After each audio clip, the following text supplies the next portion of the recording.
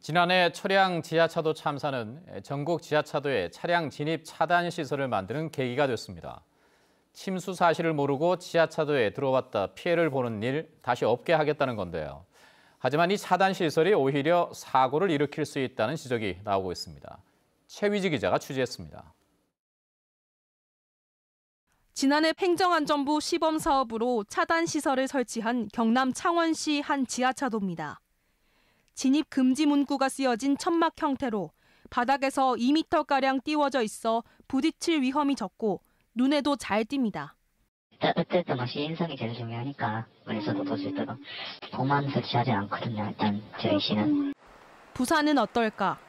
지난해 3명이 숨진 초량 지하차도 참사 이후 시내 21곳에 차단 시설이 설치됐습니다.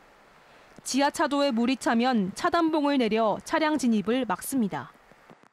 부산시는 이곳을 포함해 편도 3차로 이상의 지하차도에는 천막 설치를 검토했습니다.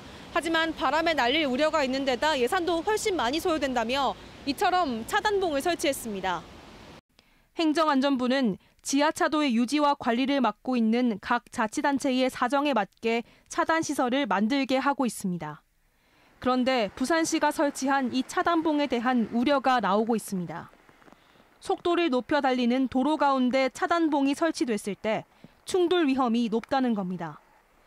이 때문에 지난 2014년에는 고속도로 하이패스 차로에 설치했던 차단봉을 모두 철거하기도 했습니다. 차단봉에 가로막혀 정차해 있던 화물차를 뒤따르던 승합차가 들이받아 운전자가 숨지는 등 10건이 넘는 사고가 발생했기 때문입니다.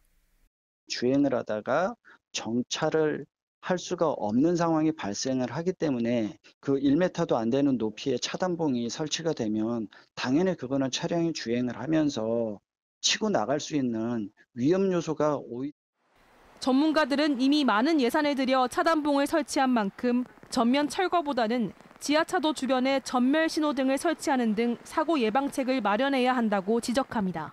KBS 뉴스 최유지입니다.